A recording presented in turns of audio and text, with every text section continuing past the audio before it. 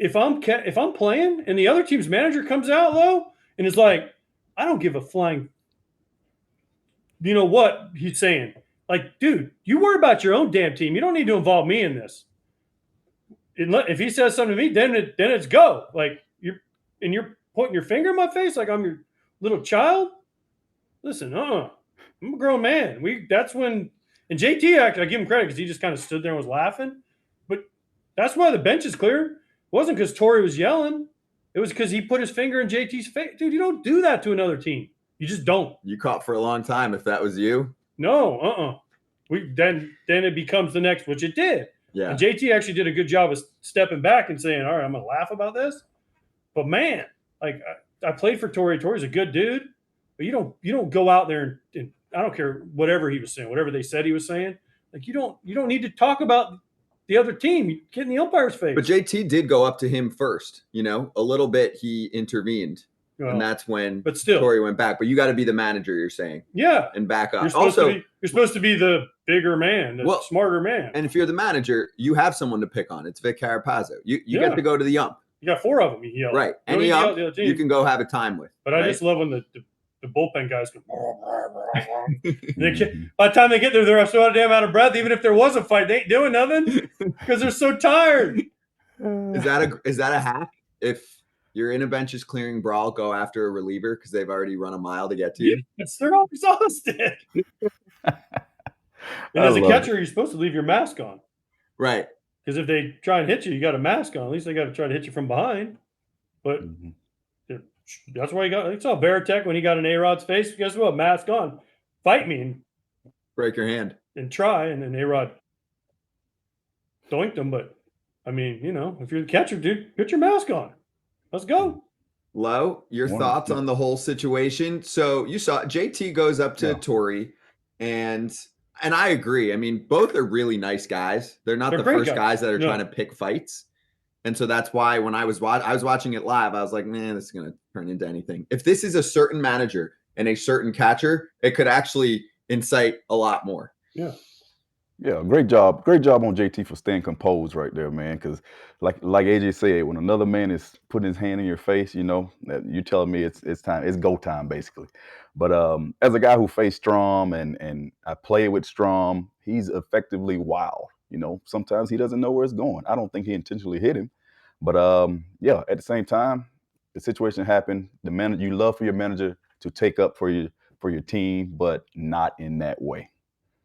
So if you're like Locain's running in from center field, like he's tired by the time he gets in there. That's the guy you hit. Right?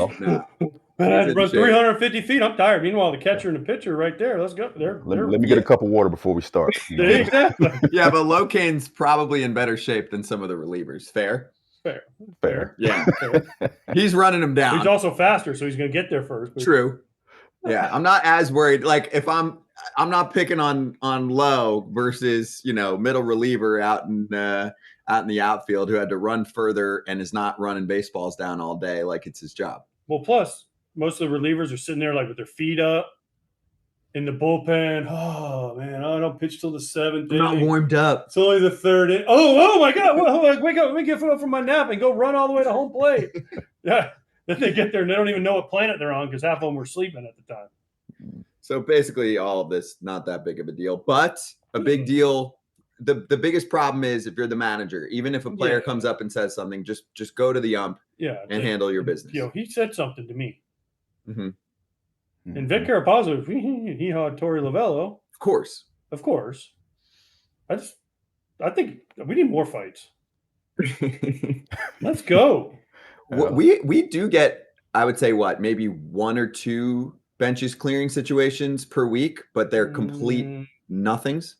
Yeah, like this. Nobody even said it. If you play that back and you watch the 2 teams when they come together, nobody even talks to the other. They're just Schwarber standing there like this. Then you have Sosa. It was like the 2 guys for the Phillies were Sosa and Schwarber, and then everyone's kind of behind them. And then you have the umpires, and then you have the D-backs on one side and the Phillies, and you have Schwarber and Sosa in the middle. And Schwarber's like, someone come. Everyone's like, okay, no, thank you. Also, don't you think, half of rosters are league minimum guys. They probably don't want to get suspended for throwing punches. No, you don't think about that at that moment. Not even the rookies? No. If you're in it, you're in it. You're in it to win it. Then why doesn't it happen anymore? Because everyone knows each other. Everyone likes each other.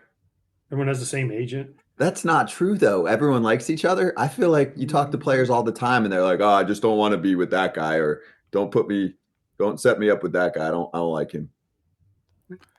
I don't Not know. as much as it used to be. It's more friendly than it used to be. Because you switch teams a lot more than you used to. True. And you don't. There's just not.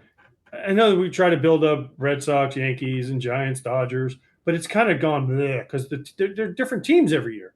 Now, when you had like Manny, David, Veritek, Pedro on the Red Sox, and you had the Pettit, Jeter, Posada, Mariano, Bernie on the Yankees, and they played against each other for 15 plus years, all of them. Guess what? Boom! You see poor Don Zimmer getting thrown across the field, right? Mm-hmm. But nowadays, guys go from Yankees to Red Sox to Mets to Rays to Twins to Guardians to A's to White Sox to whatever, Brewers. I think there's more fights in the seats. Depends on what game you're at. Yeah. I'm saying Yankees, Red Sox, 100%. Giants, Dodgers, 100%. Those kind of games. If you want to see fights, that's where they're at, not on the field. Royals, White Sox. Royals, White Sox. You got dudes running on the running on the field trying to fight the first base coach. I remember that. Yeah, that was bad. That was horrible. Yeah. Royals and White Sox, we cleared a couple times with those punks. Yeah, Low? No, Low wasn't there yet. I mean, I wasn't there, but I've been in scrums. I've been in fights where it's been, it's very serious and everybody's mad at each other. But also, I've been in fights where we all get there and everyone's joking around. So honestly, who knows anymore? It just depends how much hatred you have for that team, basically. Yeah, nobody hates anybody. Yeah. My favorite fight story is Jim Thome, who's like the nicest guy in the world. Real Cormier was pitching, hit him, and they were like literally best friends. But they had a thing: if Cormier hit somebody, they have to go get him. He happened to hit Jim Thome. Jim Thome charged him out. And they went to dinner after the game. After fighting each other, like exchanged punches. After Jim charged him out, I don't know if there was any punches, but Jim ran after him, and then they went to dinner after the game. Wow, that's good. So that just shows you. Did people know that at the time? I don't think at or was the time. that like a secretive dinner? Like, hey, we're friends, but we can't let everyone know because we just. It's not like wrestling. Where you can't have like Hulk Hogan and Iron Sheik go to dinner together. It's not like that.